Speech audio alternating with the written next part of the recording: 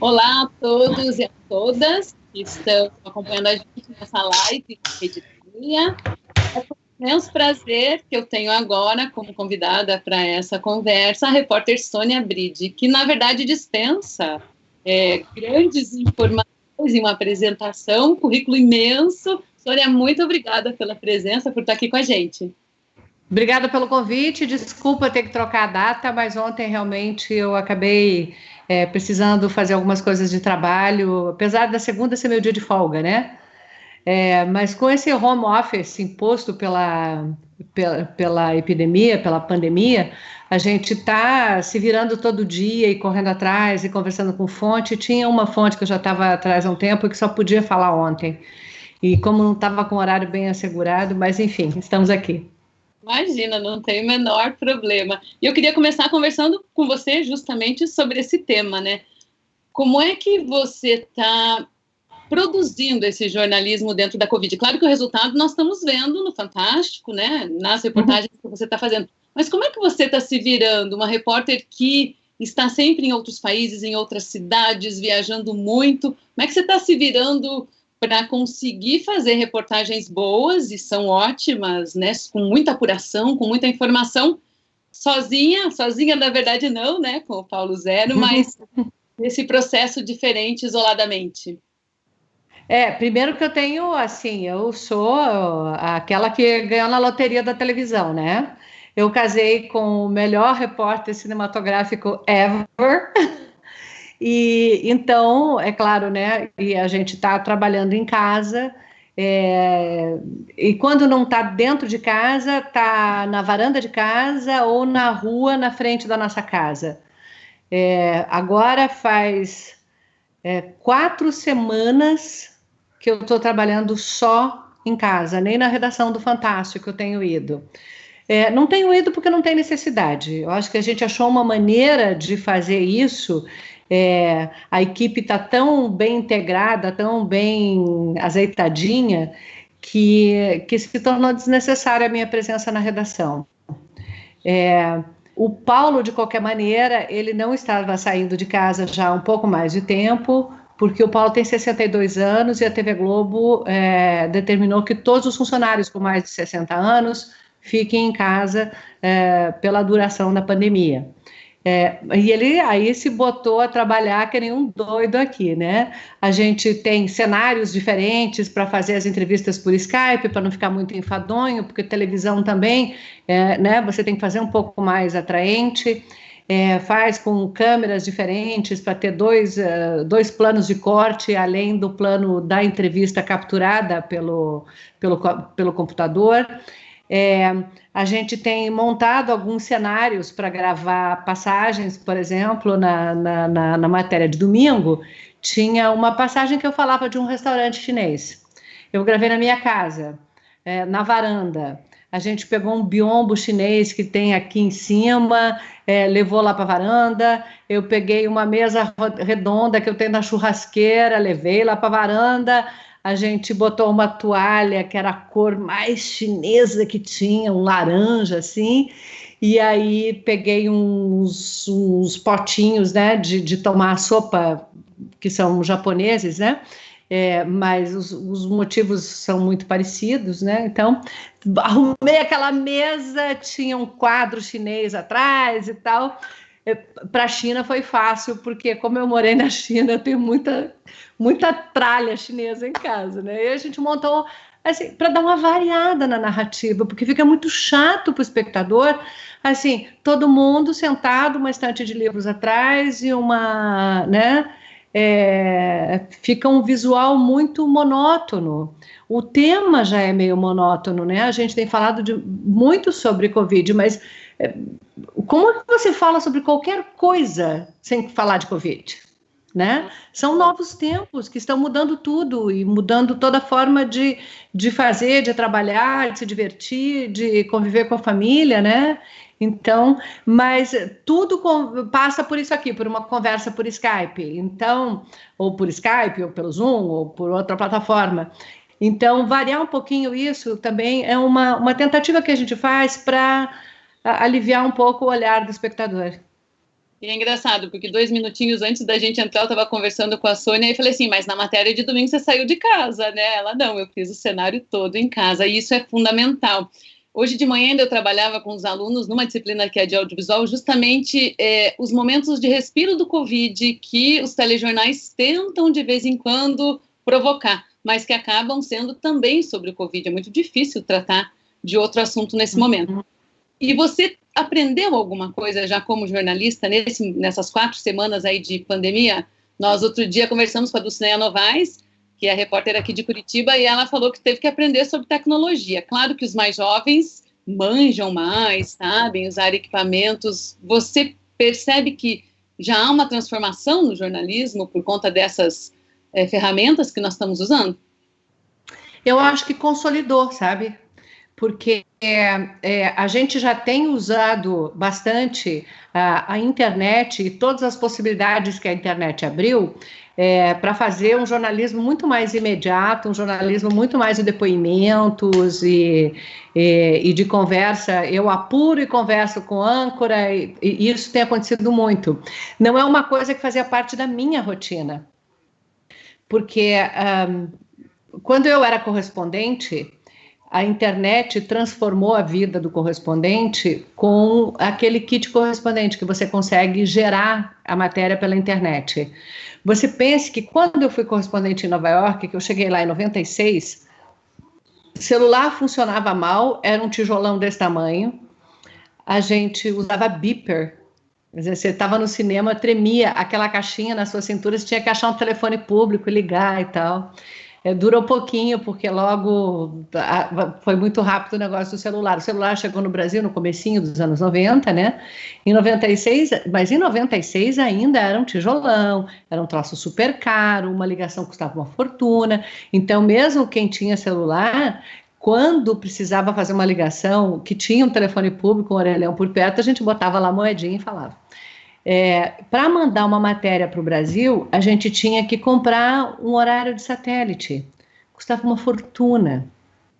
A gente tinha que achar um lugar onde pudesse fazer o play-out, né? Onde você possa botar sua fita, né? Era uma fita que a gente botava na máquina, né? E aquela máquina estava ligada com um sistema que jogava para o satélite. Então, você tinha um horário e um endereço de onde mandar a matéria. Isso limitava muito o nosso tempo, o nosso espaço de trabalho. Por outro lado, a gente tinha um satélite por dia, e depois daquele satélite, a gente jantava, descansava, né? Tinha vida normal. Depois disso, já quando eu estava na França, a gente passou a mandar tudo pela internet. Então, na China ainda, a gente já gerava por internet, né? E às vezes a internet ruim, não sei o quê, uma coisa que você poderia levar 10 minutos mandando, ou era 20 minutos de satélite, ficava 3 horas de babá da geração, né? Ali mandando e separando em pequenos arquivos. Enfim, isso tudo melhorou muito. Mas então, essa parte eu peguei ainda, né? Depois, quando eu voltei para o Brasil, já tem 10 anos, eu faço matérias especiais para o Fantástico. Então, assim, se eu fizesse pela internet, não seria matéria especial, né? Então, assim, eu acho que a característica muito forte das minhas matérias é que eu vou nos lugares, eu converso com as pessoas, entro na casa delas, vejo o ambiente, a gente, né? E isso ficou impossível nesse momento, né? Mas algumas matérias eu tenho conseguido conversar com os entrevistados e orientar sobre como captar algumas imagens de apoio, né? Na semana passada, não esse domingo, o outro anterior, tinha um menino que estava isolado dentro do próprio quarto. Eu expliquei para ele como é que ele podia botar o celular, ele acabou apoiando na janela, né? E deixar o celular parado ali gravando, enquanto ele assiste televisão, enquanto ele vai e pega comida na porta, assim, para a gente poder ter um pouquinho mais de imagem para ajudar a ilustrar, né? Porque a gente está vivendo muito hoje o fenômeno da TV, do rádio na TV, né? Porque toda estação de rádio hoje também transmite com imagem pela internet, né? Você pode ver o Milton Jung de manhã pelo computador, vendo a imagem dele, né? Enquanto ouve na CBN, enfim. E hoje a gente está meio que fazendo isso, né? Esse novo rádio. Mas é uma coisa temporária. É uma coisa temporária, porém é uma ferramenta que a gente já vinha usando bastante e que a gente vai continuar usando muito, né? Agora, quando você falou sobre aprender, a gente tem que aprender a lidar com essas tecnologias, né? Enfim, tem algumas das ferramentas que eu nunca nem tinha ouvido falar, mas também nada como é que é, cirurgia do cérebro, né? Tudo coisa que você rapidinho aprende e se vira. Eu não tenho que aprender tanta coisa, porque como o Paulo está aqui, ele resolve tudo isso, ele que gera, ele que manda as matérias, que manda o material, e eu posso me concentrar muito mais na apuração. Eu acho que o grande, assim, tem um lado que eu estou achando muito bom também nisso, é que eu posso gastar muito mais tempo conversando com fontes. Eu não tenho tempo de ir para a Globo, estacionar carro, bababá, entrar. A presença também, né, dos colegas acaba, a gente se dispersa um pouco. Eu tenho gastado muito tempo conversando com fontes, e ter fonte nessa hora faz uma diferença brutal. Porque, às vezes, o que você está buscando, a sua fonte não sabe, mas ela sabe quem tem, né? Então você vai fazendo aquelas triangulações e você sempre chega numa pessoa interessante, num especialista legal, alguém que vai te dar uma explicação esclarecedora, alguém que vai te indicar um caminho, que vai te dar um novo rumo para uma reportagem e tal. Então eu sempre gostei bastante de ler ciência, né? Então agora eu estou lendo muito todas as publicações e tentando compreender para onde que a gente está indo, né? E eu acho que é uma contribuição que eu posso dar nesse momento. Eu sempre me dediquei à cobertura de ciência, seja a ciência do clima, seja o mapeamento genético, enfim, e isso está me ajudando nessa hora a trabalhar, a compreender um pouco mais as questões, né, que envolvem essa pandemia e usar isso nas matérias. Muito legal, apuração, né? Eu sempre digo que jornalismo é forma e conteúdo, e a forma a gente se vira, vai dar notícia no rádio, na TV, na internet, se eu tiver um conteúdo suficiente, fundamental, bem apurado, vai dar certo. Eu queria que você contasse um pouquinho para a gente, e já aproveito para chamar quem está nos assistindo para mandar as perguntas, para aproveitar essa oportunidade, privilégio, né, de ter a Sônia aqui com a gente. Você viveu na China por muitos anos, né, como correspondente, e quando você começa agora a ouvir todas as críticas infundadas e as bobagens que falam com relação ao povo chinês, te dá uma certa agonia maior, que talvez que dê na gente mesmo, que ao ouvir besteiras já fica se sentindo mal? Como é que é essa tua relação com a China? Eu gosto muito do povo chinês. Eu vivi um tempo muito interessante da minha vida lá, e eu tenho uma admiração muito grande pelo povo chinês. Dito isso, eu tenho críticas bastante grandes ao governo chinês. A maneira como o governo chinês se comporta com os seus cidadãos e com o resto do mundo. Eu acho que uma coisa é você criticar o governo chinês, outra coisa é você ter racismo contra o povo chinês. São duas coisas completamente distintas, mas me parece que há uma estratégia diversionista, digamos assim, em que você faz um ataque ao povo chinês, aos chineses em geral, para tirar a atenção e tirar o foco da falta de preparo que o Brasil teve e está tendo para enfrentar essa pandemia. Você joga um inimigo externo para poder desviar a atenção das falhas internas. E isso é repudiável de várias maneiras. É repudiável porque nenhum tipo de racismo pode ser tolerado, e é repudiável porque é terrível você ter um governo que não aceita críticas e que não aceita as suas responsabilidades, né? Que eu acho que é ainda mais grave. Eu acho que tem duas questões muito sérias postas aí, 3 questões que eu gostaria de destacar. A primeira, a acusação de que esse vírus foi fabricado em laboratório e disseminado para favorecer a economia chinesa. É tão ridículo que quem faz isso sabe tão pouco de ciência que não entende que quando a gente olha para um vírus no microscópio eletrônico, a gente sabe se ele foi fabricado. Qualquer cientista virologista, sabe, bate o olho e sabe. E esse vírus está sendo visto por milhares de virologistas no mundo inteiro. E todos eles comprovam que esse vírus veio da natureza.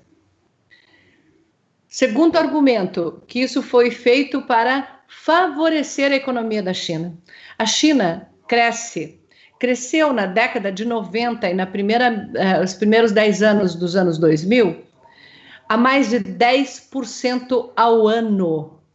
Mais de 10% ao ano. Caiu muito esse nível de crescimento, mas ainda estava em 7% ao ano.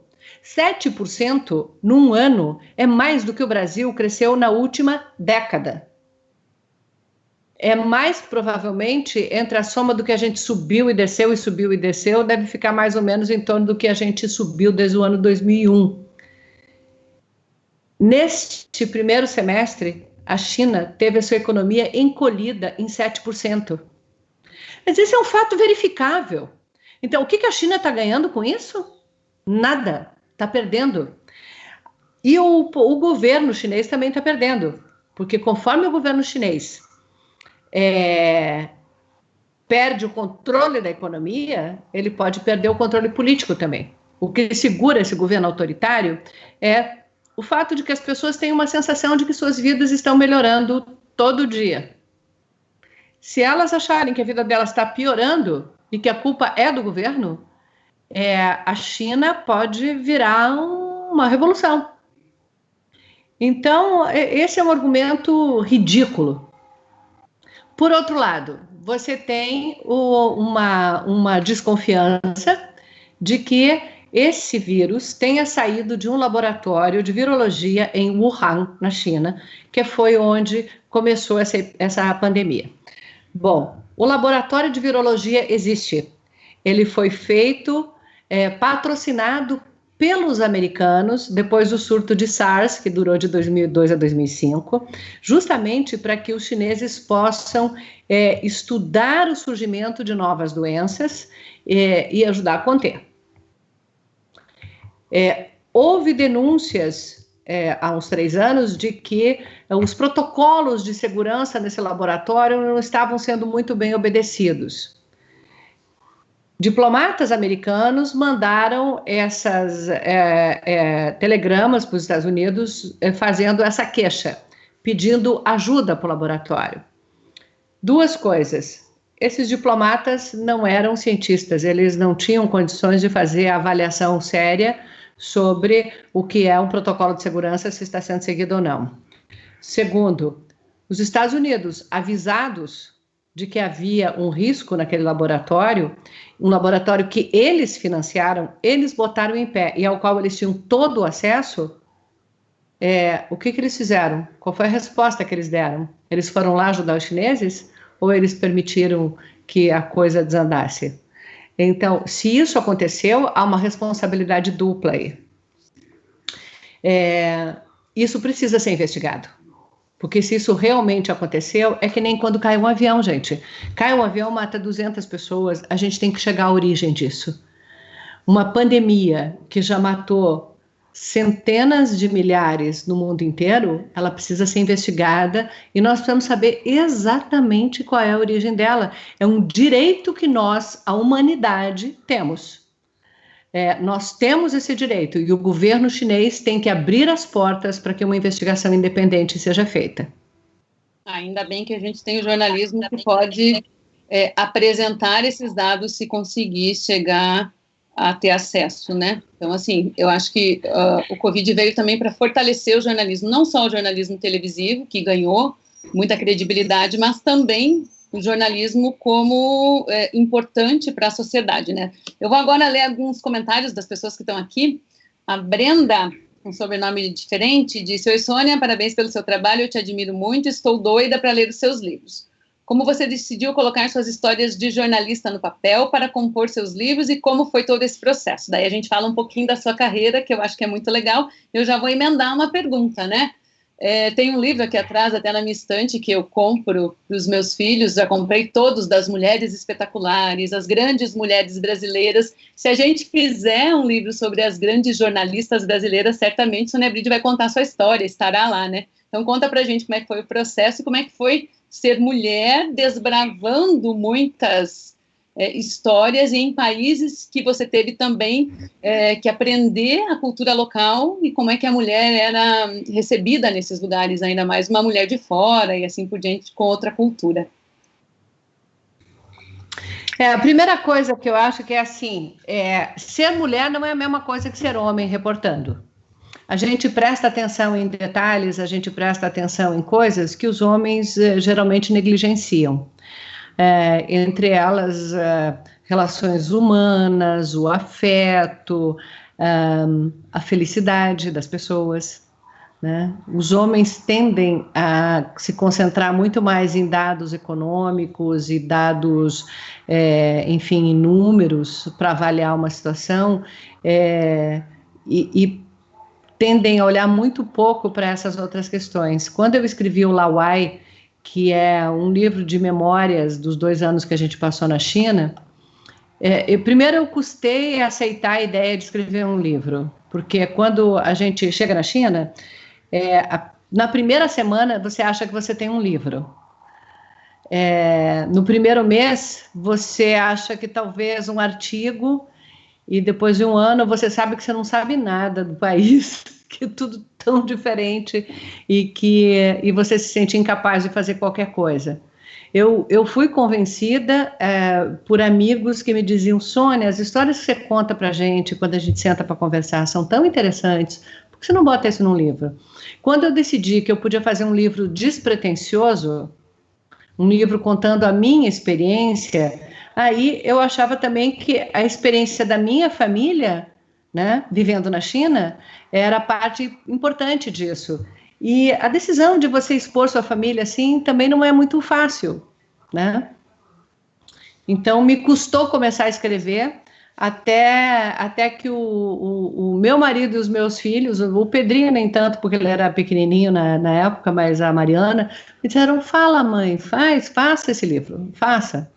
E aí, finalmente, eu já estava morando em Paris há 1 ano, quando eu fui escrever, sentei e escrevi o livro em, eu acho que umas 4, 5 semanas eu estava com o livro escrito, porque estava tudo muito solidificado na minha cabeça. O Diário do Clima tinha uma outra motivação. Eu fiz uma série grande sobre mudanças climáticas. Eu fui a muitos lugares onde eu vi com os meus olhos as mudanças climáticas acontecendo. Eu entrevistei muitos pesquisadores, muitos cientistas, e a televisão, ela enxuga muito as coisas, né? Então, às vezes eu tinha 15, 20 horas gravadas para uma matéria de 15 minutos. E principalmente as entrevistas, eu achava que a gente podia explorar mais e permitir que as pessoas tivessem acesso a uma leitura em que elas compreendessem os detalhes de como funciona a ciência do clima. Então, juntando isso com as aventuras de você estar lá no Ártico, numa geleira, ou você subindo o Monte Kilimanjaro, ou no meio da Austrália, ou numa ilha perdida lá no Pacífico, em Vanuatu, enfim, que isso ficaria um pacote mais charmoso para você embrulhar a ciência do clima, e aí foi isso que eu fiz. Nos livros tem muitos relatos, assim, de como muitas vezes o fato de você ser mulher te impede acesso, te dificulta acesso, né? Tem culturas que são muito... Há pouco tempo mesmo na Etiópia, né? A gente chegou no monastério, o Paulo entrou com a câmera, o assistente foi, e eu sentei do lado de fora e esperei porque mulher não entra. E isso é uma coisa assim, um exemplo muito visível, né? Muito, mas de menor consequência para mim. O que é para uma sociedade você ter uma religião que te considera impura para entrar num monastério, que te considera não digna de entrar no monastério? Isso define que nós, mulheres, somos todas impuras, indignas e, portanto, merecedoras da opressão e merecedoras das agressões e merecedoras de todo tipo de discriminação. Mas, sabe, eu tenho uma coisa em mim que eu nunca parei para pensar. Mas vão dizer isso porque eu sou mulher? Vão dizer aquilo? Eu serei a única mulher nessa cena? Eu serei a única... Nunca parei, nunca parei. Você imagina que no interior de Santa Catarina, quando eu tinha 16, 17 anos, e eu me metia em conversa que tinha muito mais homens e principalmente alguns adultos junto, eu era olhada com uma cara muito estranha. Mas eu simplesmente me recusei a me portar como alguém inferior ou que não tinha o direito de estar em qualquer lugar. E eu acho que isso também faz uma diferença. O que não significa que eu consegui estar em todos os lugares que eu queria, ou ir a todos os lugares que eu queria, mesmo com essa atitude entrona que eu tinha. Mas pelo menos propôs reflexão, né? Fez com que as pessoas pensassem se podia ou não. Claro. A Ana Ponte, Sônia, ela disse que você mencionou que no trabalho presencial é um pouco inevitável se dispersar com os colegas. Você diria que fazendo um trabalho em casa fica mais concentrado? E daí eu já vou emendar com a pergunta da Rafaela Liberato, que é bem interessante. Ela diz assim: depois de passar o dia inteiro apurando uma doença que já matou centenas de milhares de pessoas, né? Infectou não sabemos quantas, você consegue se manter sã depois que você termina esse trabalho? Como é que você faz para desligar? Porque eu acho que é a pergunta que todos e todas nós fazemos nesse momento, né? Consegue desligar? Primeiro eu vou responder a primeira pergunta. Aqui em casa eu não estou com a distração assim de conversa com um colega, e não é para bater papinho de banalidades.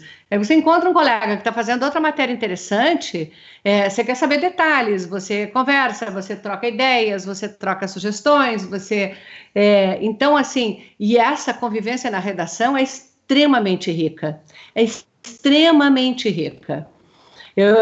assim, a cada conversa que você tem com um colega é um brainstorming, você tem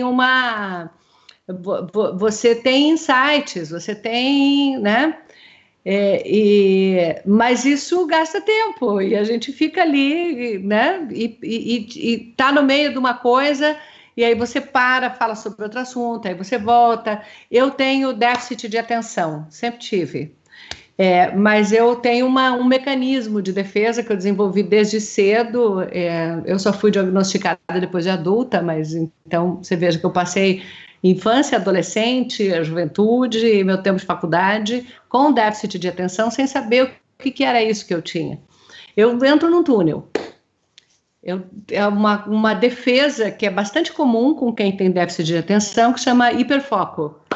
Então, se eu estou prestando atenção numa coisa, às vezes está caindo o mundo aqui ao lado, eu não estou ouvindo. Então, isso faz que o meu trabalho renda muito na hora que eu estou focada. Nos dias que eu estou atacada de déficit de atenção, não tem Cristo que faça avançar, né?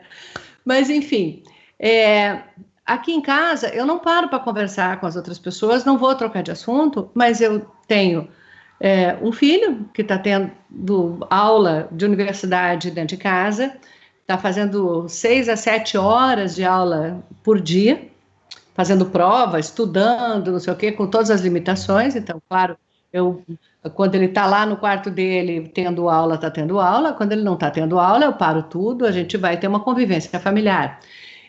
Eu estou lavando, passando, cozinhando almoço e jantar todo dia. Claro que com a ajuda do Paulo e do Pedro, né? Ou, às vezes o Paulo, se eu estou na apuração muito correndo, ele vai e faz o almoço sozinho ou faz o jantar.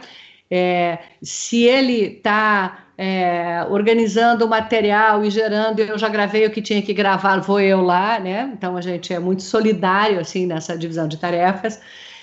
Estou limpando casa, estou fazendo tudo, porque eu não quero submeter as pessoas que dão apoio aqui em casa a ficarem rodando por aí e fazendo uma coisa que eu sei que não está certo. Nessa hora você tem que ficar em casa. Então, assim, não está fácil de se concentrar, porque às vezes assim, eu boto uma coisa no fogo, atendo um telefone, esqueço a coisa no fogo, aí vai. Mas enfim, a gente está se virando. Como é que a gente se desliga?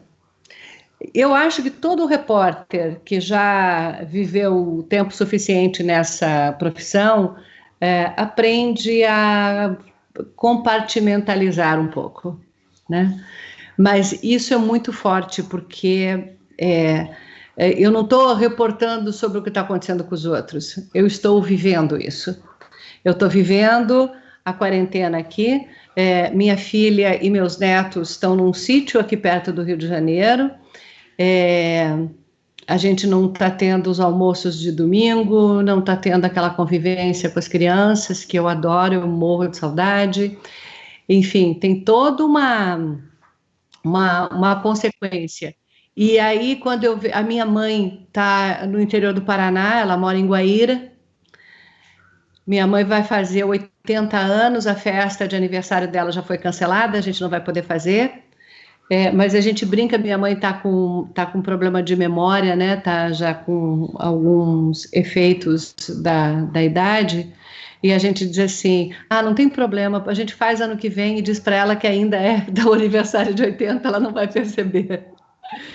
Mas eu queria poder ver minha mãe, a minha sogra está em Brasília, tem 89, tem Alzheimer, não entende por que não pode sair de casa, por que a gente não está indo visitar. É muito difícil, é muito difícil. Eu morro de medo que aconteça alguma coisa com elas e que eu não possa sequer acompanhar.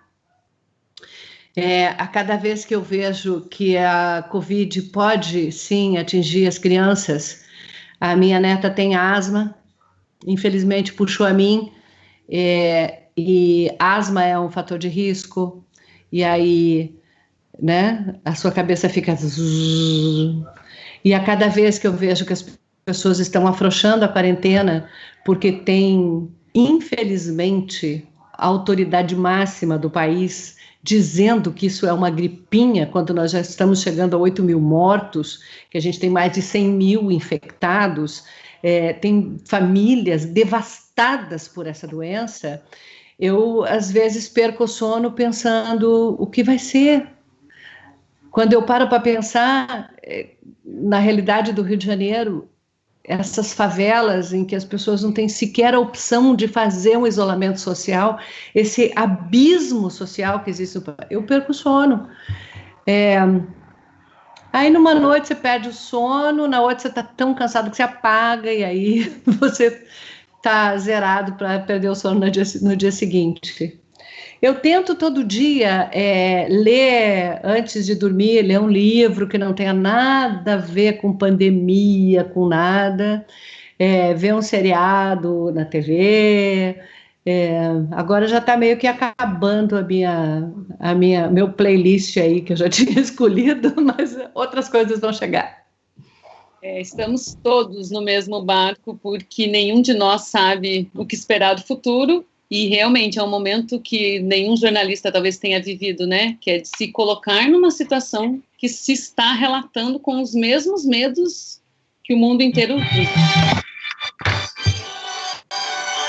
Desculpa. Esqueci de desligar o áudio do telefone. Pronto. Normal. A Érica Diniz, ela pergunta: como é que nós podemos nos proteger dos constantes ataques, principalmente físicos?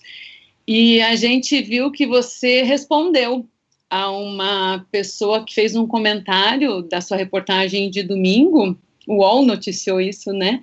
E que você deu uma resposta, que foi uma resposta curta, mas foi uma resposta fundamentada, objetiva. E aí tem ataque físico para quem está na rua, e a gente se solidariza muito com essa situação que é horrorosa. Aqui em Curitiba a gente teve ataque, né? No dia do depoimento do ex-ministro Sérgio Moro, a gente teve ataque em Brasília, mas também tem um ataque virtual, né? Como é que faz? Você, com a tua experiência, o que é que a gente pode pensar de solução ou sugestão no momento desse?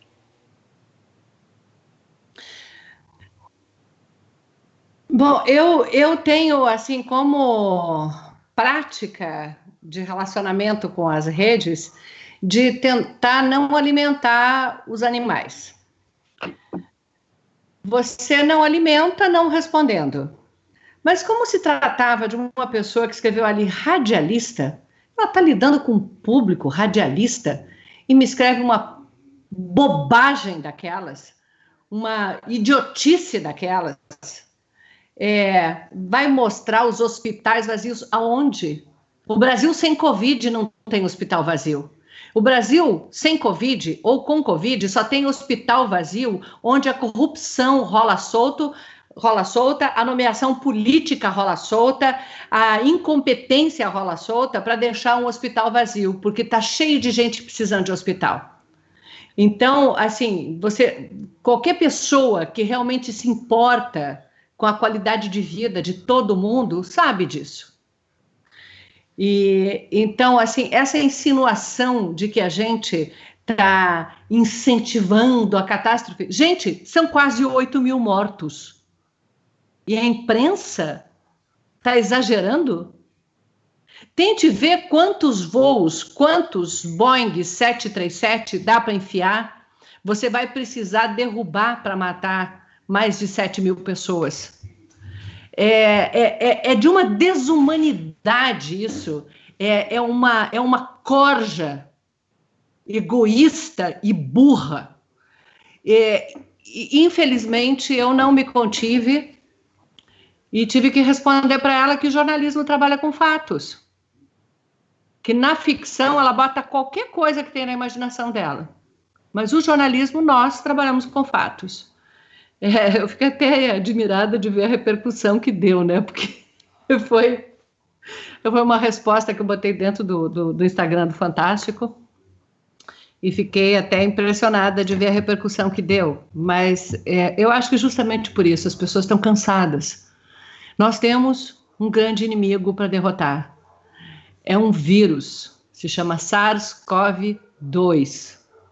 Está matando muita gente, está matando os frágeis da nossa sociedade, está matando os nossos pais, as nossas mães, os nossos doentes, aquele tio safenado, aquela tia que tem diabetes, aquelas crianças que têm diabetes tipo 1, hereditária. Então, assim, e você vê que as pessoas estão minimizando isso, é uma coisa revoltante, é nojento, é indigno do povo brasileiro. É indigno. E a gente não tem outro sentimento a não ser ficar muito, muito triste. Isso causa mais ansiedade. E eu acho que a resposta que você deu foi de empatia com todos nós que pensamos da mesma forma. Por isso, talvez ela tenha repercutido tanto, né? Como uma resposta lacradora. Tem muitas coisas. Agora, o ataque físico, como é que a gente se defende? Eu não vou andar de segurança por aí, não vou. Agora, não tenha a menor dúvida que qualquer um que levantar um dedo contra mim vai responder judicialmente. Vai responder na polícia. Eles podem achar que podem tudo, mas eles não podem. Não podem. Isso aqui é uma democracia. Nós temos 3 poderes. E deve estar sendo terrivelmente frustrante para quem achava que o poder executivo pode tudo. Não pode, não. Pode só o que está na Constituição. A gente tem várias perguntas, muita gente querendo saber muita coisa. Eu não vou conseguir perguntar tudo, mas eu vou colocar uma coisa aqui que é da sua carreira também. Tem egresso nosso que trabalha na RPC, produzindo, editando, fazendo de tudo um pouco, e ele tem uma curiosidade que eu também tenho. Ele pergunta como é que funciona o seu processo de edição, quando você viaja para longas viagens, como é que você seleciona e organiza o material, né? Se a gente for pensar, por exemplo, na matéria do Rio Ganges, quanto conteúdo tinha naquele material para você organizar na série cada momento? E eu também tenho uma curiosidade imensa. Eu já percebi que você se relaciona muito bem com o idioma, né? Tanto que a matéria de domingo do Fantástico deixou muito claro que você apura fora do Brasil e que você consegue dados de institutos, de pesquisas. Então, eu imagino que você tenha uma facilidade nessa pesquisa mesmo. Mas e com pessoas, né? Como é que funciona esse teu processo de fazer uma grande produção? Essas séries, assim, eu fui aprendendo e desenvolvendo o meu método conforme eu fui andando, né? A primeira grande série que eu fiz foi a série do clima, que foram 10 matérias, mas ali estava muito assim, desde a proposta das pautas, a gente sabia que eram, assim, cada lugar era uma pauta, né? Era uma matéria, sabia que onde é que separava e onde é que juntava, né? Depois disso, em 2012, eu fiz uma série chamada Planeta Terra, Lotação Esgotada. Foi sobre a superpopulação, né? A gente tinha acabado de chegar a 7 bilhões de pessoas, e como é que a gente vai ter água, comida, esgoto, energia, trabalho, moradia para todo mundo.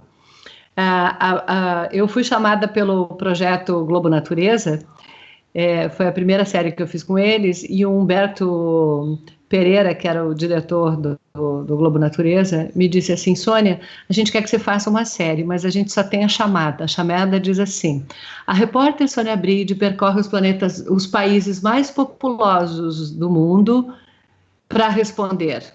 Vai ter água para todo mundo? Vai ter energia para todo mundo? Vai ter comida para todo mundo? Bom, você imagine que eu mergulhei numa pesquisa absurda. Nós separamos os 5 países mais populosos. O Brasil era o 5º na época, agora o Paquistão passou o Brasil. Então era China, Estados Unidos, Índia,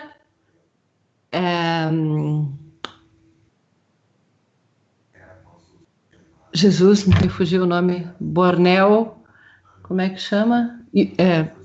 Indonésia. Então, com o Brasil, formavam os 5 mais populosos. Mas a gente tinha também algumas questões que mostravam a relação, assim, por exemplo, um dos países com a maior densidade populacional, que é gente por metro quadrado, por quilômetro quadrado, é Ruanda. Ruanda sofreu uma guerra civil, que não foi uma guerra civil, mas foi um massacre, que foi histórico, muito recente, justamente que aconteceu por causa dessa disputa por recursos entre 2 etnias. Então, eu achava que Ruanda tinha que estar na matéria. E alguns países africanos com problemas muito grandes assim aparecendo. O Quênia, com uma urbanização rápida, e essa favela, que é uma das maiores favelas do mundo, quem viu o filme O Jardineiro Fiel, do Meirelles, né? Essa favela que aparece lá. E também Angola, porque Angola estava ganhando muito dinheiro com petróleo e fazendo muitos projetos, mas estava fazendo os projetos certos, estava tocando numa coisa de desenvolvimento sustentável. Então, você imagine, a gente viajou loucamente, fez uma viagem pela África e depois outra que a gente fez um roteiro tipo Volta ao Mundo. A gente gravou na China, começou pela China, da China para a Indonésia, da Indonésia para a Índia, e daí da Índia a gente voltou para o Brasil. E cada um desses lugares com vários pontos de gravação, foram uns 40 dias de viagem. Então, o que eu faço? Eu faço uma pesquisa muito grande, e é claro, assim, aí eu tenho sempre um produtor trabalhando junto, né? Então, essa primeira pesquisa, e o produtor, o Paulo, o editor da matéria, todo mundo está ligado e junta sugestões, e aí eu faço uma organização do que a gente quer e o que a gente vai priorizar. Nem tudo que a gente consegue gravar, mas enfim. E aí, em cima daquilo, a gente começa a fazer uma logística de gravação, que é uma coisa de doido, porque você pega viagens assim, que você, por uma questão de custo, você tem que fazer tudo muito, muito rápido, né? Então, a do Rio Nilo, por exemplo, nós ficamos 32 dias fora. Nesses 32 dias, a gente começou, voa daqui para a Etiópia, da Etiópia fomos direto para Uganda, gravamos em Uganda, voltamos para a Etiópia, da Etiópia fomos para o Sudão, aí grava tudo que tem que gravar no Sudão, volta para a Etiópia, porque eram as conexões, né? De lá para o Egito, e grava tudo que tem que gravar no Egito e volta. Só que assim, só para descrever a gravação, o que nós fizemos no Egito.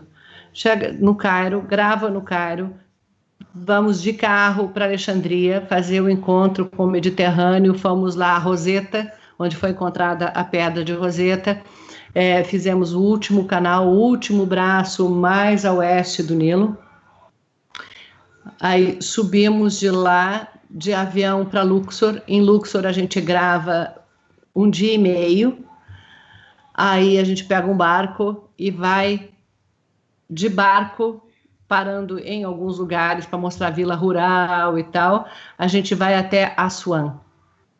Chega em Assuã, grava tudo, pega um voo de volta para o Cairo, do Cairo para Addis Ababa, onde no Sudão, por exemplo, a gente chegou na fronteira com o Egito. No Egito, a gente chegou na fronteira com o Sudão, mas por uma questão política deles, a gente não podia atravessar por terra. Então, no Sudão, a gente foi de carro pelo deserto, desde Khartoum até o Lago Nasser, e depois volta de carro pelo deserto para ir para a Etiópia, para ir para o Cairo, para depois chegar lá por terra. É uma logística absurda. Aí, conforme eu vou gravando, claro, na cabeça já vou fazendo as conexões de por onde eu vou, o que vai estar em cada segmento. Quando eu chego, eu assisto tudo. Eu vejo todas as imagens. Eu vejo tudo. Aí eu faço as retrancas de quantas matérias vai dar, né? Geralmente dá mais do que a gente estava programando, sempre dá 1 ou 2 a mais. E aí eu começo a roteirizar. E aí, para roteirizar, eu revejo todo o material daquele segmento. Conforme eu vou escrevendo, eu vou passando e vou olhando, vou revendo. Aí eu roteirizo, aí tem um editor de texto que sempre dá uma olhada, que vê, que faz uma sugestão e tal, mas a tarefa de roteirizar é minha. Aí vai para a ilha de edição. E aí, lá na ilha de edição, quando está tudo montado, eu sento, esse texto está sobrando, aqui não ficou claro, vou trocar essa frase, aqui não sei o quê, aqui vamos abrir um espaço para dar uma virada de tempo maior e tal. Eu faço isso com a parte da narrativa, do fluxo, o Paulo faz isso com a parte das imagens, né? Conversa com o editor, vamos fazer mais assim, vamos deixar essa imagem mais esticada, vamos diminuir essa, tal. Hoje a gente tem um editor que trabalha com a gente, assim, 90% das matérias e todas as séries, o Cláudio Guterres, que é genial, e eu sempre digo que o Claudinho a gente está trabalhando tão afinado junto que ele lê meu pensamento. Quando ele me manda a matéria, agora ele está editando as matérias que eu estou fazendo à distância, quando ele manda a matéria por internet para eu dar uma olhada antes de mandar para aprovação, ele diz assim: em tal ponto você vai reclamar disso, mas eu já vou fazer isso. Em tal ponto já sabe tudo. Muito bom. Então, assim, Eu acho que a parte mais fundamental para uma série dessas é quando você vai se preparar para ir gravar. Porque aí você tem que ler muito, você tem que estar muito por dentro, você tem que saber história, você tem que saber as relações, você tem que conhecer a religião, você tem que... E aí, todo dia antes da gravação, eu tenho um calhamaço que eu releio de noite, toda a pesquisa que eu fiz para o que eu vou gravar no dia seguinte, porque assim, eu posso gravar coisas e não usar, mas eu não posso usar o que eu não gravei. Eu não tenho como tirar uma imagem da cartola, não tenho como tirar uma entrevista da cartola. E, enfim, é mais ou menos isso. É um trabalho bem exaustivo. Mas aí quando a gente assiste a série do Rio Nilo, a sua fala, aquelas imagens, a condução, parece um presente, né? Imagina. Obrigada. Eu e quantas pessoas que não fomos, e não sei se um dia iremos, né, conhecer o Egito, a África, enfim, a gente se sente presenteado mesmo de conseguir meio que andar com vocês dois lá pelo Rio Nilo. É sensacional. Então, assim, claro que não há pouco trabalho, há muito trabalho, mas o resultado é sensacional. Não, e tem umas coisas assim que esse trabalho permite a gente, né? Quando que eu, se não fosse jornalista, ia entrar sozinha na tumba de Sete I?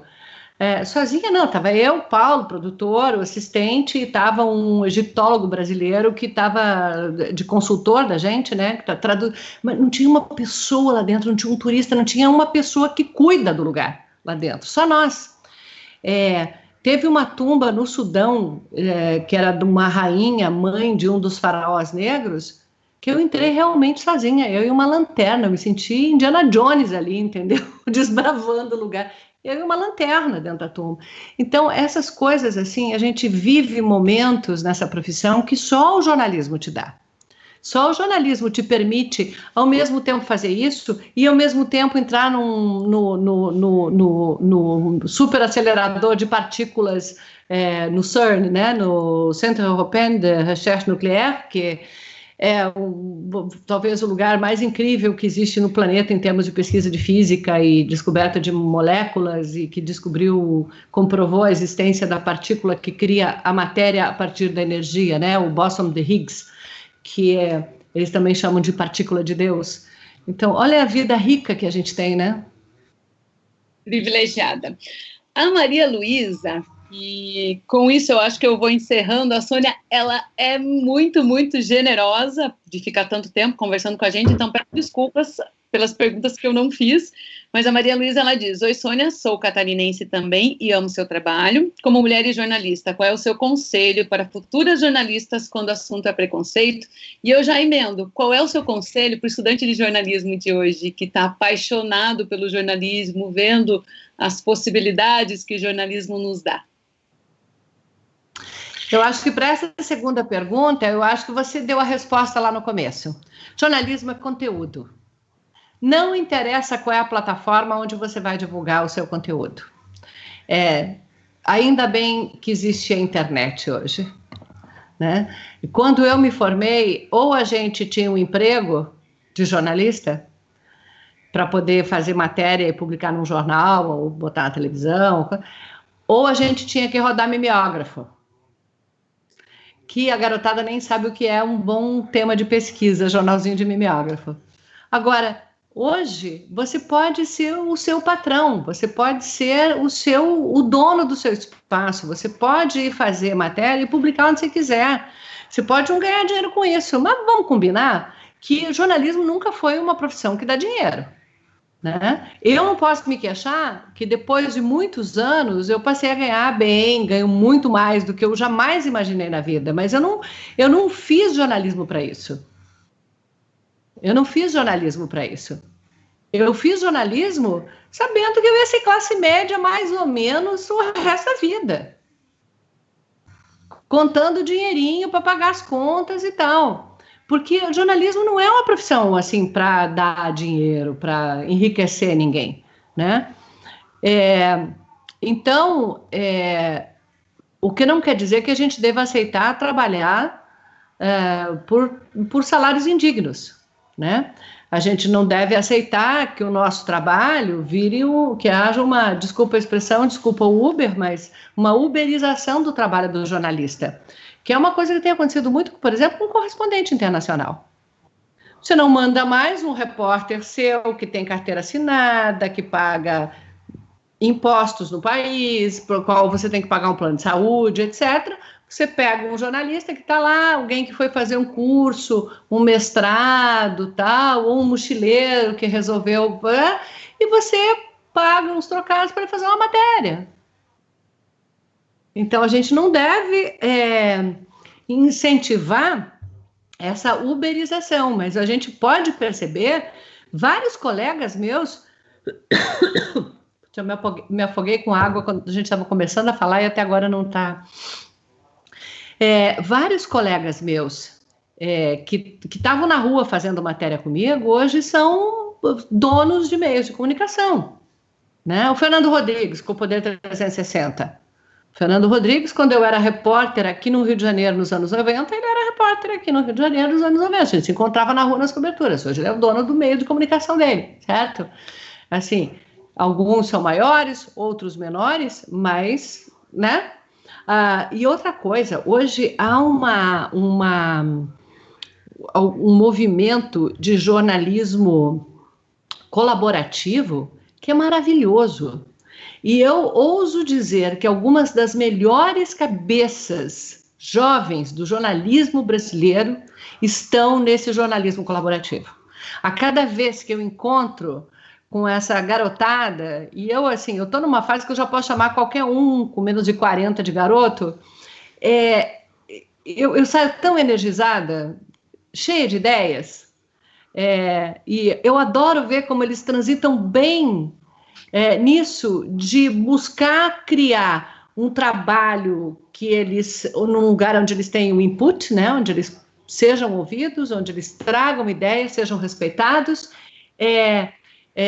criar condições para que isso seja remunerado de uma forma decente, né, e dar voz para quem tem pouca voz. E eu acho que o jornalismo ele precisa da Rede Globo, ele precisa da Folha, do Globo, do Estadão, ele precisa dos canais a cabo, ele precisa de todo mundo. E ele precisa dos pequenos, das iniciativas que parecem menores, mas que são revolucionárias em termos de maneira de contar as coisas e tal. Alguns começam pequenininhos e aí viram mainstream, tipo Vice, né? Por exemplo, hoje o Intercept tem um papel importantíssimo também, né? E é bom, porque fica forçando a barra de todo mundo para subir, né? Para subir o padrão. Eu acho que isso é uma coisa que todo mundo ganha. Não só o jornalismo ganha com isso, os jornalistas ganham com isso, mas a comunidade ganha. O país ganha. E ganha tanto na forma quanto no conteúdo, porque se por um lado se é um canal que dá visibilidade a quem não tem, a gente abre o canal do YouTube, quase todos os invisíveis estão lá, eles também fazem de uma forma diferente, né? E eu acho que essa é o grande desafio da moçada que vem aí, fazer um jornalismo com conteúdo e um pouquinho diferente. Sônia, muitíssimo obrigada. Muito, muito, muito obrigada por falar com a gente, pela generosidade do seu tempo. Eu que agradeço o convite. Foi ótimo, muito obrigada. E para quem está entrando na profissão, o conselho que eu dou é corre atrás, faça jornalismo, fazer jornalismo é muito bom. Essa é uma profissão que te enriquece, que te permite compartilhar dores e alegrias dos outros, que te permite conhecer mais gente, conhecer as pessoas, espiar na vida do outro, na maneira como o outro vê a vida. Isso não tem nada mais enriquecedor que isso. Se eu posso dizer que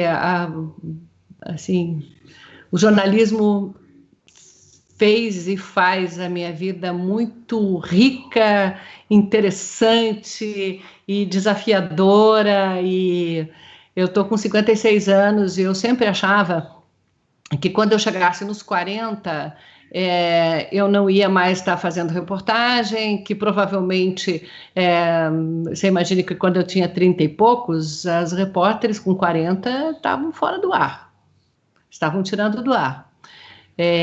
Quando o Schroeder assumiu o jornalismo da Globo, ele chamou várias repórteres que estavam com mais de 40, mais de 50 para voltar para o vídeo, valorizando qualidade e experiência sobre juventude. Foi o maior ato de combate ao machismo dentro do jornalismo brasileiro, foi essa atitude do Schroeder, que tirou a mulher do papel de enfeitar o telejornal para ser uma cabeça que contribui com boas reportagens e bons pensamentos, né, e boa condução das coisas. E aí, quando eu fiz 40, a Globo já estava vivendo esse período, né, assim, e depois eu fiz 50, e agora eu estou caminhando a passos largos para os 60, e com a mesma vontade e disposição de continuar fazendo reportagem. Muito bom, você é agradecida ao jornalismo e a gente é agradecida a você por aprende, reflete, interpreta com as suas reportagens. Muito, muito, muito obrigada. Obrigada, fiquem bem e fiquem em casa. E eu quero agradecer a todo mundo que acompanhou a gente nessa live e agradecer especialmente os técnicos que não ficaram em casa, foram lá para a suíte, para o nosso estúdio no campus da Santos Andrade, a Ana Udzinski e o André Bonatti. Obrigada por estarem com a gente, por fazer essa live acontecer, e obrigada a todos vocês. Fiquem em casa. Tchau, Sônia, obrigada. Tchau, tchau. Até. Até.